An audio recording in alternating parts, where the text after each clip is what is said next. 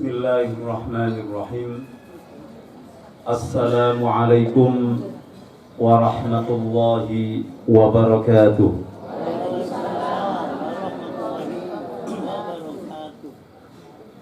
Alhamdulillahi rabbil alamin.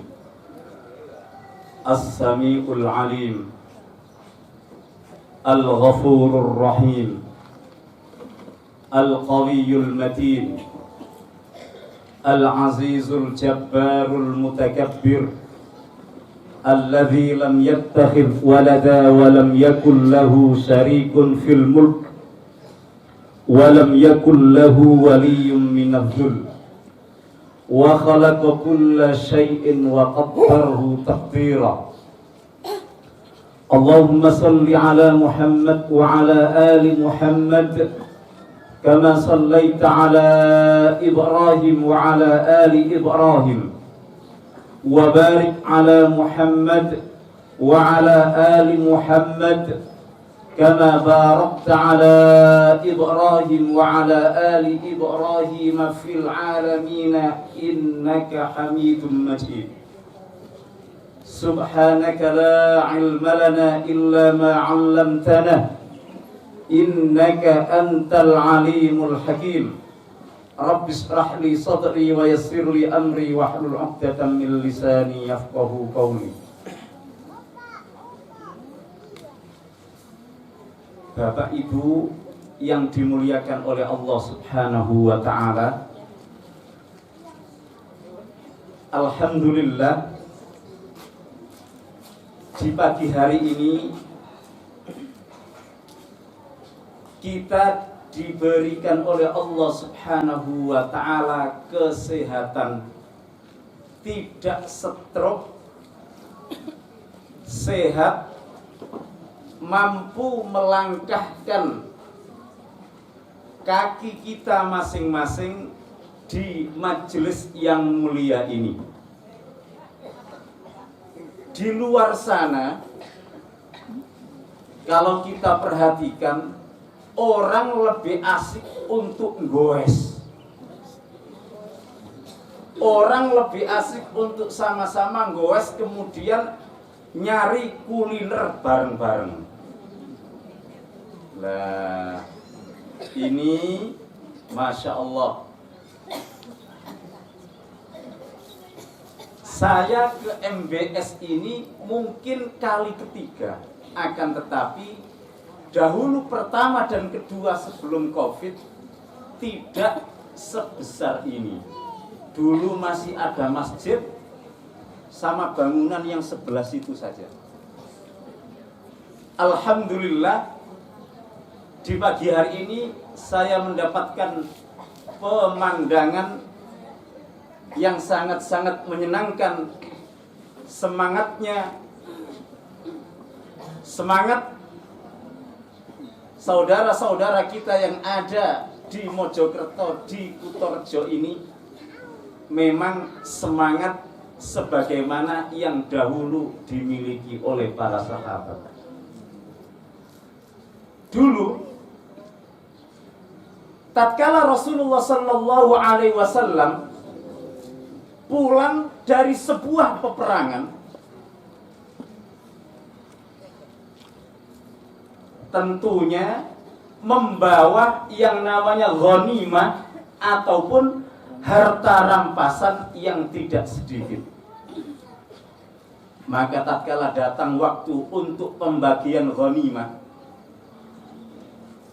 Rasulullah sallallahu alaihi wasallam memberikan satu bagian untuk salah seorang menantu beliau, yaitu Utsman ibn Affan.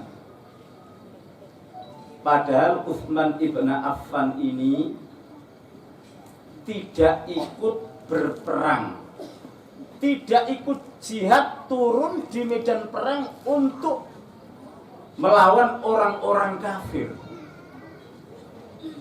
Justru Utsman ibn Affan radhiyallahu anhu ketika itu di rumah menjaga istrinya yang sedang sakit dan tidak mengikuti jihad. Akan tetapi yang menjadi pertanyaan adalah kenapa Rasulullah Sallallahu Alaihi Wasallam memberikan satu bagian untuk beliau, untuk Utsman ibn Affan? Sebelum pertanyaan itu terlontar dari para sahabat yang lain, Rasulullah Sallallahu Alaihi Wasallam menuturkan dalam sebuah riwayat, man jahaza ghaziyan fi sabilillahi faqad ghaza wa man khallafa ghaziyan fi ahlihi bi khairin faqad ghaza. Artinya apa? Man jahaza ghaziyan fi sabilillahi faqad ghaza. Barang siapa yang ikut mempersiapkan logistik, barang siapa yang ikut mempersiapkan, ikut memodali peperangan, maka meskipun dia itu di rumah, maka orang tersebut dihitung termasuk orang yang ikut berjihad fi sabilillah. Jadi Utsman ibn Affan ini salah satu menantu Rasulullah Sallallahu Alaihi Wasallam yang menurut para sahabat dan menurut ahli sejarah, tatkala beliau lahir, sebelum beliau lahir pun itu sudah menjadi orang yang kaya. Artinya di antara menantu Rasulullah Sallallahu Alaihi Wasallam ini ada memang yang kaya raya, yaitu beliau. Yang mana di dalam beberapa peperangan beliau memang tidak hadir, tidak ikut, tidak mengangkat pedang, tidak menuju tempat untuk berperang, akan tetapi hartanya yang berangkat untuk berperang, logistiknya yang berangkat untuk ke medan perang. Itulah kenapa Rasulullah Sallallahu Alaihi Wasallam memberikan satu bagian dari harta rampasan untuk Utsman ibn Affan yang tidak berangkat ikut berperang, tapi hartanya, modalnya, unta-untanya berangkat untuk ikut berperang. Wa man khallafa ghaziyan fi ahlihi bi khairin faqad ghaza. Kemudian Rasulullah Sallallahu Alaihi Wasallam pun menyampaikan, barang siapa yang secara fisik tidak ikut berperang, akan tetapi dia nyantuni, dia ngopeni, memberikan perhatian kepada anak-anak, istri-istri para mujahidin yang ikut berperang, orang itu juga dihitung termasuk dalam barisan, dalam jajaran mujahidin yang ikut berperang. Jadi para jamaah yang dimuliakan oleh Allah Subhanahu wa ta'ala, kita belajar dari apa yang disampaikan oleh Rasulullah Sallallahu Alaihi Wasallam, bahwasannya yang namanya jihad, yang namanya membela agama Allah Subhanahu wa ta'ala, tidak harus dengan fisik kita. Memang yang terbaik adalah dengan fisik kita, dengan harta kita. Lek perlu sak nyawane pisan. Itu tingkatan yang paling tinggi. Akan tetapi kalau kita ini tidak mampu untuk turun ke medan perang, baik karena sakit, baik karena menunggu saudara ataupun istri ataupun anak yang sedang sakit, ataupun karena uzur syar'i yang lainnya, sementara kita tetap mendukung, memberikan modal, ikut mempersiapkan logistik, kendaraan, dan lain sebagainya, maka Allah Subhanahu wa ta'ala pun memasukkan diri kita dalam barisan orang-orang yang ikut jihad fi sabilillah. Bahkan tercatat dalam perang Tabuk, perang terakhir yang diikuti oleh Rasulullah sallallahu alaihi wasallam melawan Persia, Utsman ibn Affan memang tidak ikut, akan tetapi ikut membantu mempersiapkan hampir 600 sekian kuda plus 400 sekian unta untuk menjadi kendaraan berperang. Utsman ibn Affan kalau mempersiapkan kendaraan berperang, tidak hanya mempersiapkan kendaraan unta dan kudanya saja, akan tetapi dipersiapkan persenjataan, baju besi orang yang menungganginya, makanan selama yang dibutuhkan untuk berperang, dan lain sebagainya. Maka Utsman ibn Affan ini termasuk salah satu menantu Rasulullah sallallahu alaihi wasallam yang sangat loman, yang terkadang tatkala tidak mampu untuk turun secara fisik untuk berperang, tetap andil dengan hartanya, andil dengan pemikirannya, andil dalam ikut mempersiapkan logistik peperangan. Bapak Ibu yang dimuliakan oleh Allah Subhanahu wa ta'ala, tibalah tahun di mana kita ini berada, yaitu di era milenial ini. Kalau kita menginginkan pahala jihad seperti halnya yang dilakukan oleh para sahabat ataupun para pahlawan yang dahulu ikut berjihad untuk membela keutuhan NKRI ini, maka sekarang ini tidak ada peperangan.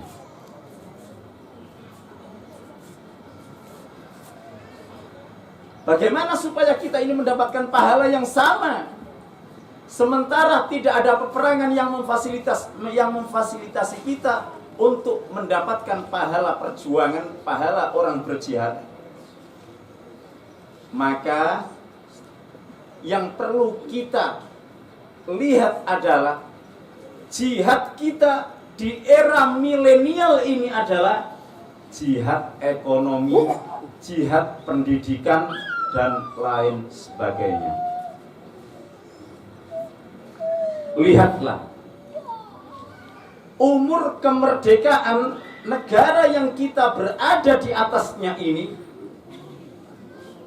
semakin tua, semakin banyak umur kemerdekaannya. Akan tetapi kalau ditinjau dari sisi pendidikan, banyak sekali serangan-serangan musuh-musuh kita, musuh-musuh Allah Subhanahu wa ta'ala, yang menjadikan pendidikan moral anak-anak kita, anak-anak muda kita ini sekarang ini dipertanyakan. Masya Allah, tatkala saya tadi mendengar lantunan ayat suci Al-Quran dari salah satu anak kita, siapa mas namanya? Hafid. Namanya saja Hafid. Ya, mudah-mudahan dimudahkan oleh Allah untuk betul-betul menjadi hafid 30 juz. Ini adalah kader kita. Artinya apa? Tidak gampang mendapatkan dan membentuk pribadi seperti kader kita ini. Di luar sana, terkadang tatkala anak-anak itu seusia hafid ditanya, siapa itu Umar ibn al-Khattab? Tidak bisa menjawab. Sebutkan 3 nabi yang telah diutus oleh Allah Subhanahu wa taala tidak bisa menjawab. Apa doa sebelum tidur? Dibaca Rabbana atina fid dunya hasanah wa fil akhirati hasanah. Ini menunjukkan kebobrokan akhlak, moral, pendidikan yang terjadi di negara yang kita cintai ini.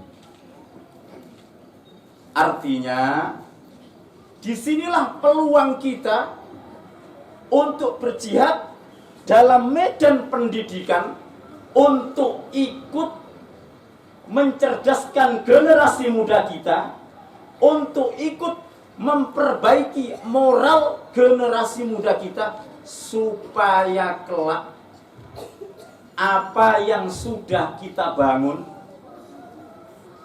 dari patungan, dari kutipan, dari amal soleh yang sudah kita rintis seperti ini, kelak tetap bisa mengalir, memberikan sumbangsi pahala meskipun kitanya sudah kaku di kuburan kita masing-masing. Bapak Ibu yang dimuliakan oleh Allah Subhanahu wa taala,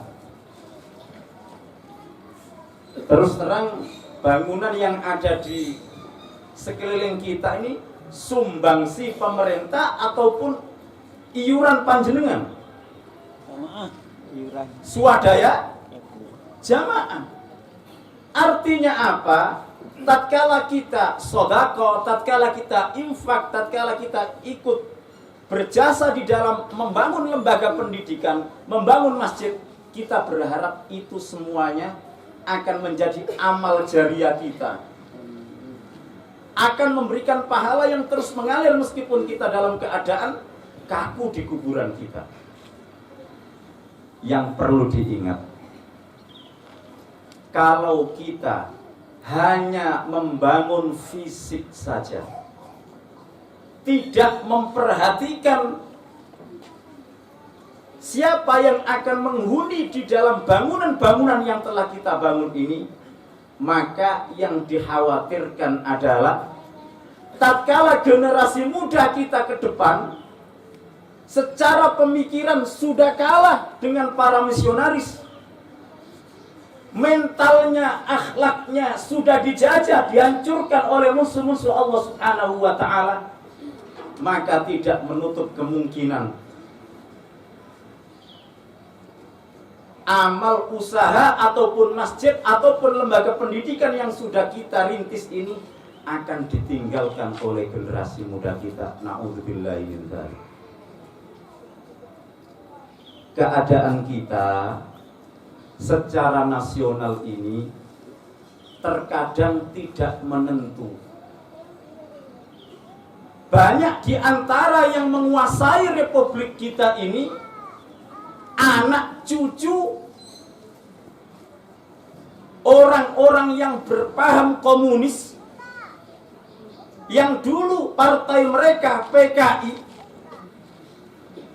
dihancurkan, dilawan oleh kakek pahlawan, para ulama, santri-santri sebelum kita yang berusaha untuk menjaga kedamaian dan keamanan republik yang kita cintai ini.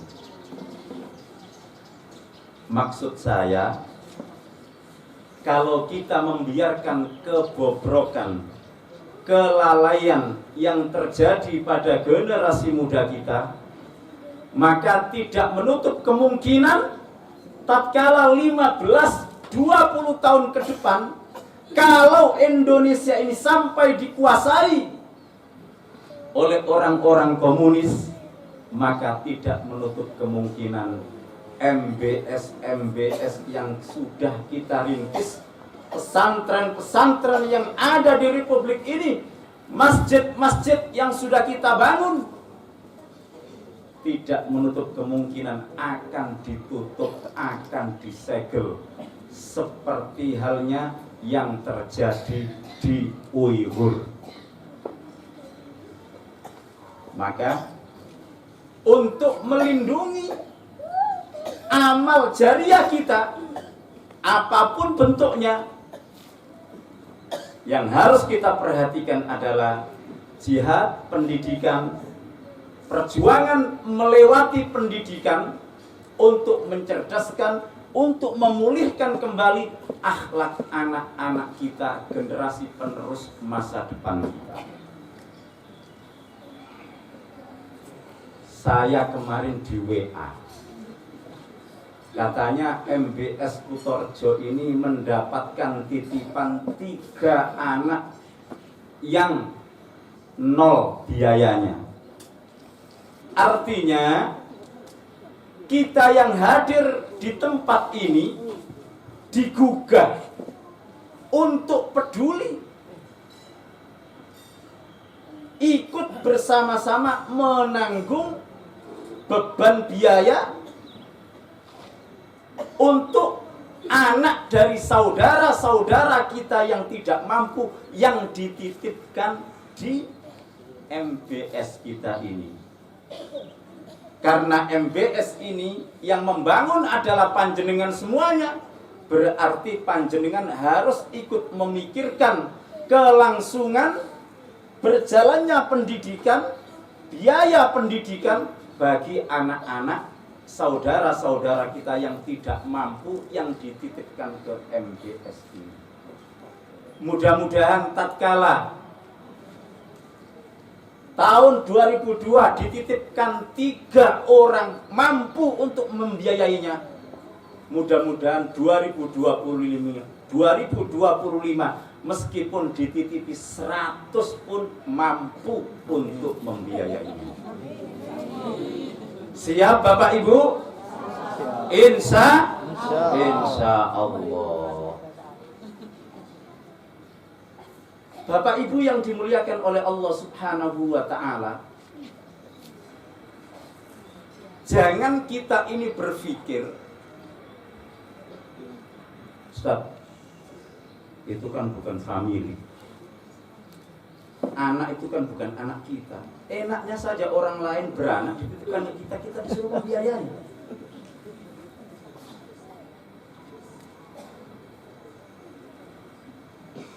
Bapak Ibu yang dimuliakan oleh Allah Subhanahu wa ta'ala, itulah ladang kita, itulah diantara jalan kita untuk mendapat ridhonya Allah Subhanahu wa ta'ala, untuk mendapatkan surganya Allah Subhanahu wa ta'ala. Rasulullah sallallahu alaihi wasallam dahulu termasuk orang yang sangat kaya karena beristrikan dengan Sayyidah Khadijah. Tapi lihatlah, harta Sayyidah Khadijah yang sebegitu banyak itu diapakan? Apakah digunakan untuk foya-foya? Apakah digunakan untuk yang lain? Tidak.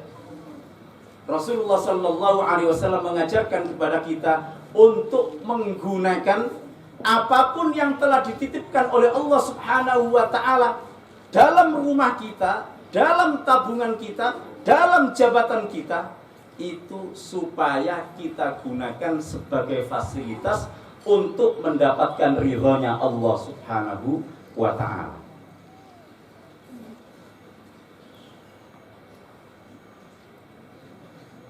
Jadi tatkala seseorang,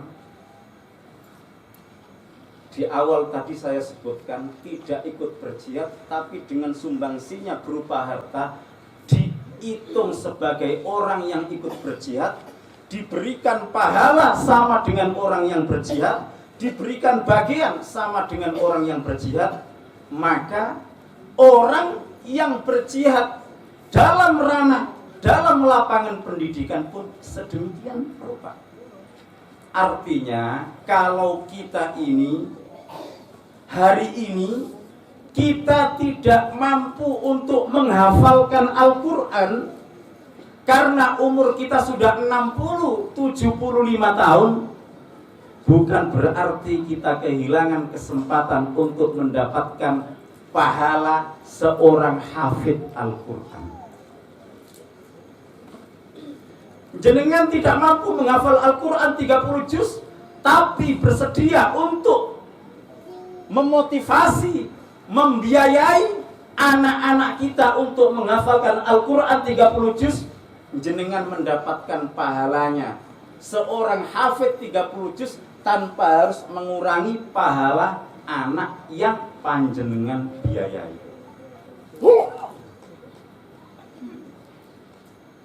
Tadi yang dibaca anak kita tadi berapa halaman?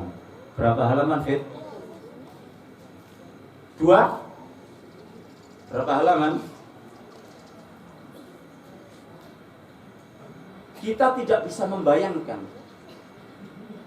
kalau membaca Bismillahirrahmanirrahim saja, setiap huruf itu ada satu kebaikan, dan setiap kebaikan itu dilipat gandakan sampai 7. Bagaimana dengan bacaan Al-Quran yang dibaca oleh salah seorang anak kita? Kalau tadi itu 1/4 juz, kita tidak bisa membayangkan bagaimana banyaknya pahala orang yang membaca. Bukan hanya yang membaca saja yang mendapatkan pahalanya, akan tetapi panjenengan yang ikut membiayai, yang ikut memberikan santunan untuk para hafid, untuk para generasi muda kita yang mempelajari ilmu agama, pun diberikan pahala yang sama.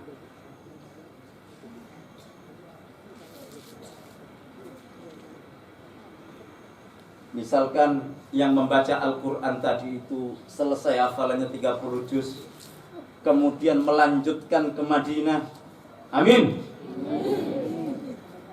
pulang mempunyai 100 santri militan di MBS ini. Ya, kembali ke MBS ya Fit ya, karena yang mendoakan adalah orang yang ada di sini semuanya. 100 santri militan dibina.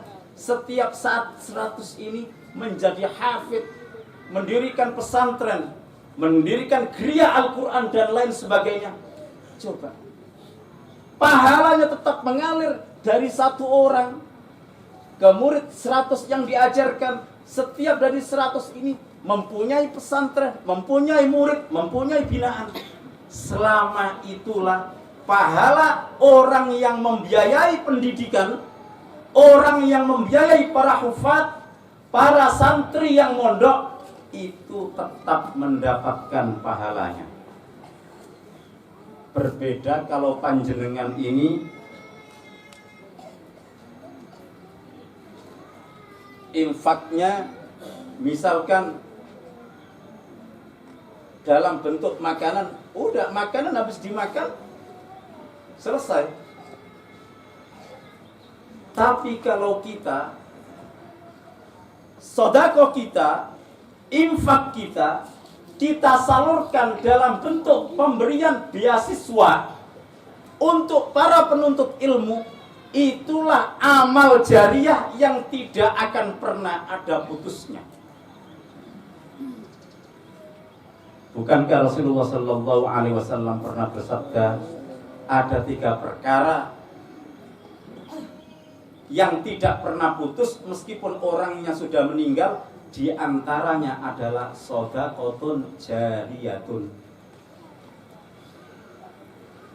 sedekah, amal jariah, di antaranya untuk para penuntut ilmu. Saya kalau boleh membandingkan, ya alhamdulillah, dahulu saya mempunyai pengalaman hidup 6 tahun di Pakistan. Di Pakistan itu juga ada pondok, tapi namanya bukan pondok, namanya madrasah. Jadi setiap masjid itu, Pak, Bu, setiap masjid itu rata-rata tingkat 2. Yang atas dijadikan, yang atas ataupun yang bawah, salah satu tingkatnya dijadikan tempat menginapnya santri. Jadi setiap masjid itu, Pak, ada tahfidzul Qur'annya, ada program tahfidzul Qur'an. Bukan hanya seperti MBS Kutorejo ini, ada masjid kemudian ada tahfidnya. Di Pakistan hampir seluruh masjid itu mempunyai lembaga tahfidzul Quran. Tidak banyak, kalau masjidnya sederhana sedemikian mungkin 15 sampai 20 saja. Tapi mentes, Pak. Bahasanya jagung kecil tapi mentes. Jadi gambarannya santri yang 15 itu tinggal di bawah misalkan. Kamarnya di bawah, tempat makannya di bawah, lantai 2-nya itu untuk sholat. Dan santri yang belajar di tahfidz tersebut tidak bayar sama sekali. Terus piye Ustaz? Grogoti uang takmir lah. Ya tidak. Justru dengan adanya lembaga tahfidzul Quran di setiap masjid itu takmir bisa ngirit pengeluaran. Artinya apa? Jadi dalam 12 ataupun 15 santri itu ada satu ustadznya. Kalau satu masjid ada 12 santri atau 15, ustadznya berarti imamnya. Jenengan masjid tidak usah mengeluarkan biaya untuk imam. Kalau Ramadan, Masya Allah, kasihan, kori-kori itu dioper-oper dari masjid ke masjid. Tapi kalau panjenengan punya tahfidz sendiri, imamnya sudah ada. Imamnya tetap, bacaannya baik, karena dia seorang hafidz. Kebersihan, kita punya santri yang 15. Daripada olahraga yang tidak jelas jempalian di luar, olahraganya sambil membersihkan masjid. Irit lagi pengeluaran ketakmiran. Makannya bagaimana Ustaz?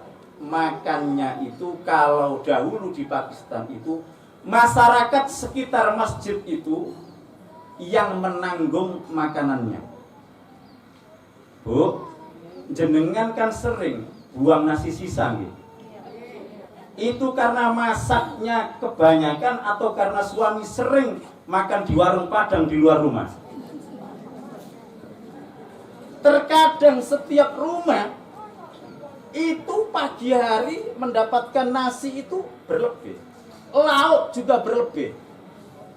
Dahulu di Pakistan itu masyarakat sekitar masjid beranggapan dengan adanya tahfidzul Quran itu Allah menjauhkan kita dari musibah.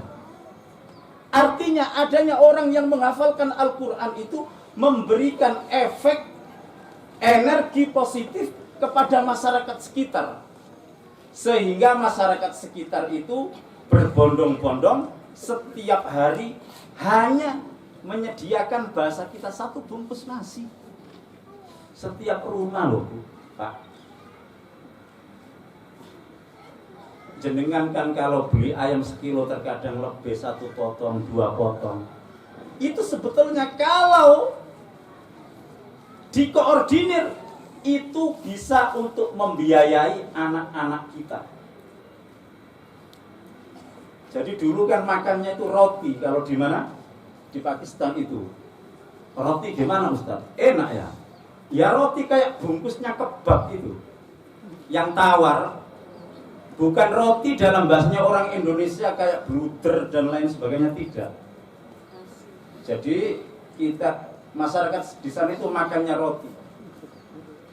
Santri-santri habis mengaji jam 11 itu ada petugasnya 2 orang pakai sepeda keliling. Roti itu sudah ditaruh di depan rumah tanpa harus pencet bel, tanpa harus assalamualaikum, ngapunten ngambil roti, enggak. Setiap rumah itu sudah ada kotaknya di depan rumah untuk tempat roti, kalau bahasa kita tempat nasi. Santri 2 orang yang bertugas itu hanya bawa kantong ataupun bolsa, ya. Masukkan, pindah ke sana, masukkan. Sudah dapat, dibawa ke pesantren, dibawa ke masjid. dioplos, dimakan bersama. Terkadang ada kuahnya itu daging, ada kuahnya itu kacang, ada kuahnya itu sayur, dioplos, dimakan bersama. Ketakmiran tidak mengeluarkan sepeser pun. Apa kita ini tidak mampu satu rumah mengeluarkan satu bungkus nasi? Keperluan kita kalau cuma 15 santri di dalam satu MBS, satu masjid, mohon maaf, satu masjid, itu berarti 15 bungkus kali 3, cuma 45. Dan itu sangat bisa ditanggung kalau satu rumah satu hari hanya ngasihkan satu. Bahkan mungkin kita akan semangat untuk memberikan yang lebih. Artinya potensi kita, harta kita yang kita miliki di dalam rumah kita, yang terkadang kita buang, dipakakne lele, dipakakne PT, itu bisa kita sumbangsikan. Jadi jangan nunggu busuknya terus kemudian dikasihkan. Enggak. Tatkala sudah anget-angetnya dibagi, ini untuk anak-anak yang belajar Al-Quran satu bungkus, yang lain untuk bapak, ibu, dan anaknya. Kira-kira saged napa mboten bapak ibu? Insya Allah. Ingat loh Bu, panjenengan bilang insya Allah, itu Allah yang bersaksi. Bapak ibu yang dimuliakan oleh Allah Subhanahu wa ta'ala. Jadi di Pakistan itu hampir one home, one hafid. Satu rumah, satu hafid. Dan itu berbiaya gratis. Padahal kalau kita melihat anggaran negara RAPBN negara Pakistan itu 88 ataupun 85%. 85% dari RAPBN disalurkan untuk militer dan keamanan. Artinya apa? Pendidikan hanya mendapatkan cipratan saja. Tapi kenapa pendidikan di sana berjalan? Karena masyarakatnya itu mempunyai antusias untuk jihad dalam medan pendidikan. Artinya ikut dengan harta mereka untuk mencerdaskan, untuk mendidik, menumbuhkan generasi muda dengan moral yang baik, dengan pendidikan yang mumpuni. Bapak Ibu yang dimuliakan oleh Allah Subhanahu wa ta'ala, sebelum saya tutup, ada sebuah cerita. Jadi di Syria itu ada seorang syekh besar namanya Abdurrahman Al-Haffar. Al-Haffar itu artinya apa? Al-Haffar itu yang suka melubangi tanah. Artinya Abdurrahman ini dahulu pekerjaannya adalah tukang menggali kuburan.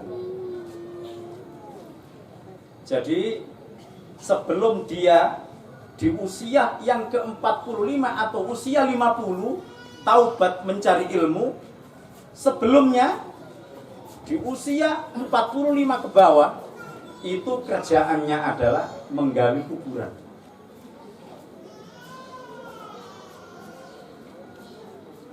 Dia bercerita. Jadi cerita ini saya dapatkan memang dari masyayikh dan ini cerita nyata. Abdurrahman ini tatkala menggali, pekerjaannya menggali kuburan, suatu ketika datang emak-emak satu orang. Emak-emak ini mendatangi kuburan, minta untuk digalikan satu liang kuburan, liang lahat. Tidak lama setelah liang lahat ini siap, datanglah jenazah yang dikawal oleh orang yang tidak terlalu banyak.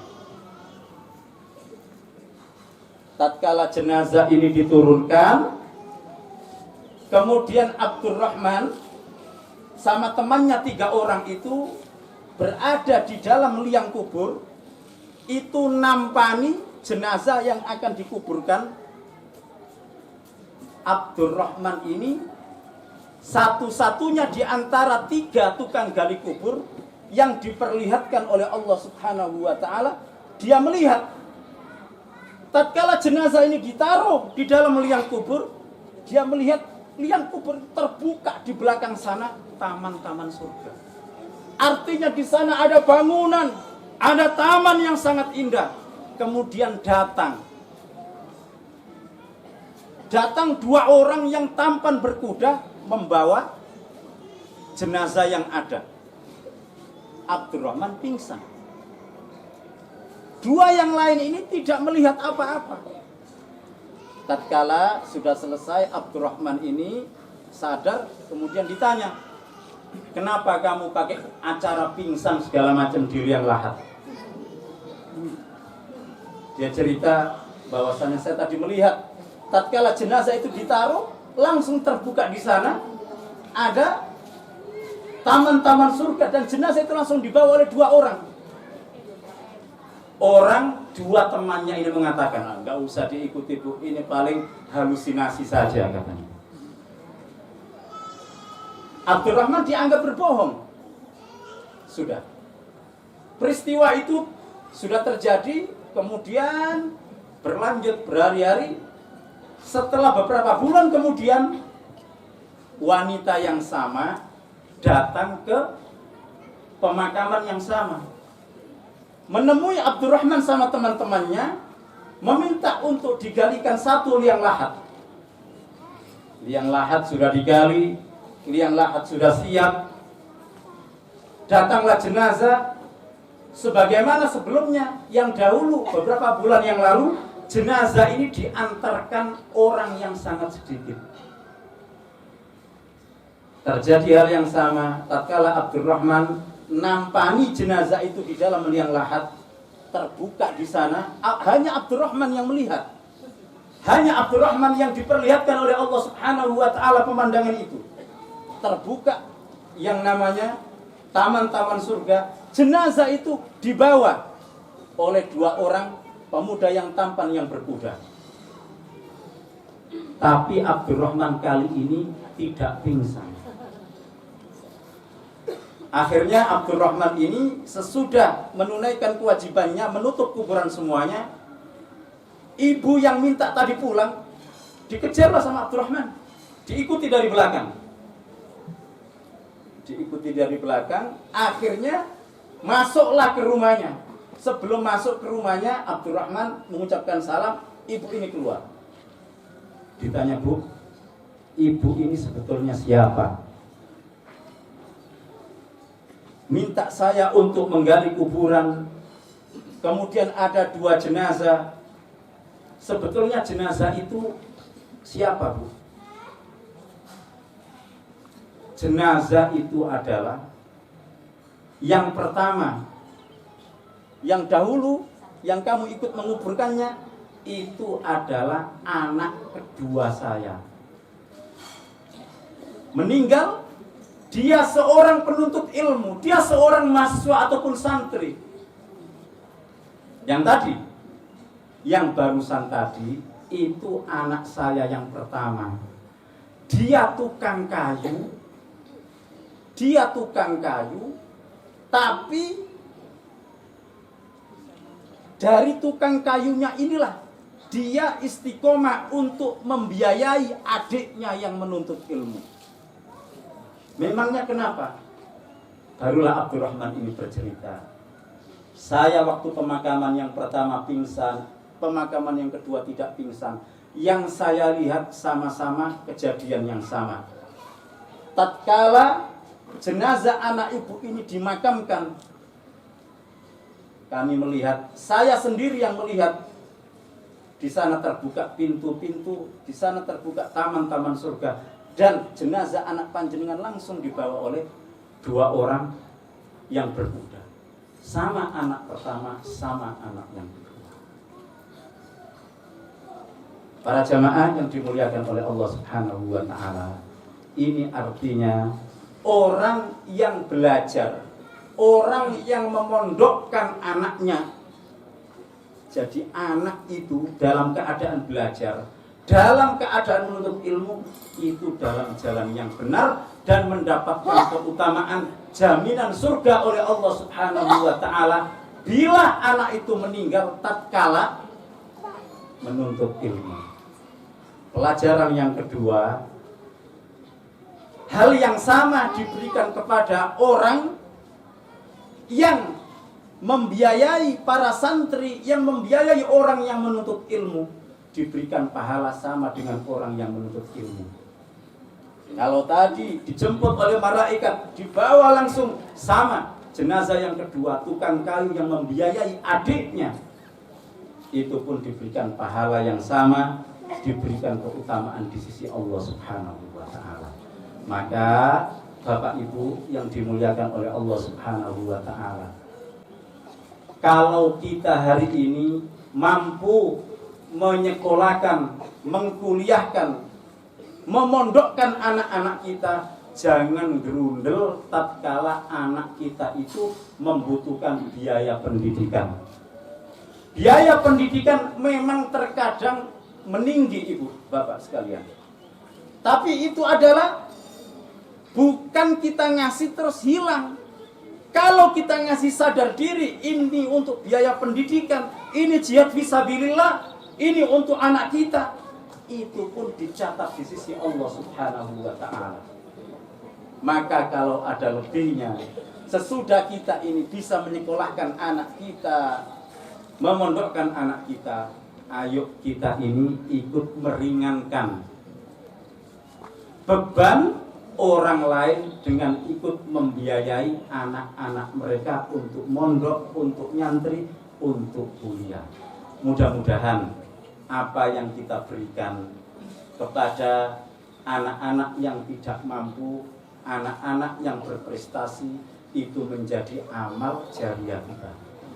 Ingat, sekarang ini banyak sekali orang yang mempunyai syarat. Ada beasiswa diberikan kepada satu syaratnya, fakir miskin, kemudian berprestasi. Saya sebagai dosen mempunyai banyak pengalaman, saya sebagai tenaga pendidik mempunyai banyak pengalaman. Di era milenial ini, orang-orang yang mahasiswa, santri-santri yang berprestasi, itu justru orang-orang kaya, anaknya orang-orang kaya. Santri-santri yang anaknya orang tidak mampu, itu justru prestasinya kalah. Bapak Ibu yang dimuliakan oleh Allah Subhanahu wa taala, kita jangan menaruh syarat ikut-ikutan lembaga lain yang diberikan beasiswa adalah yang fakir dan berprestasi. Artinya yang cerdas berprestasi, yang cerdas berprestasi dan mampu tidak mendapatkan kesempatan. Nah, kita ini silakan, itu masalah prioritas. Bukan berarti kita tidak boleh untuk membiayai, ikut membantu, memotivasi anak fakir yang kurang cerdas, yang kurang mampu. Ustaz, rugi aku ini biayai wong miskin sing gak cerdas. Tidak ada ruginya. Terkadang itu, Pak, ada beberapa anak itu cerdas, bisa memahami pelajaran dengan baik, tapi tidak bisa menghafal. Ada juga yang cepat menghafal, tapi kurang bisa memahami pelajaran. Artinya apa? Tatkala kita ingin membiayai, memberikan beasiswa kepada siapapun, berikan. Bismillah, ini pasti ketemu di akhirat. Kita tidak tahu, jangan-jangan yang kita beasiswai ini ternyata menjadi menantu kita. Kita tidak tahu, ternyata kedepannya yang kita biayai hari ini yang akan mengambil menantu cucu-cucu kita. Allah itu tidak pernah lupa, tidak pernah catatannya ketelesut. Artinya kebaikan yang kita keluarkan pasti sedikit ataupun besar itu akan dikembalikan kepada kita, baik itu di dunia ataupun di akhirat.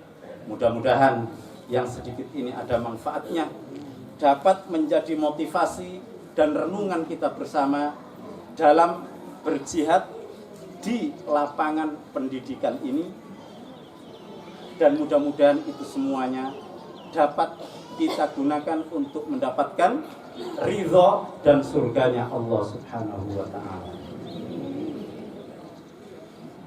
Saya akhiri, mohon maaf sebesar-besarnya. Jazakumullah ahsanal jazak. Syukran. Assalamualaikum warahmatullahi wabarakatuh.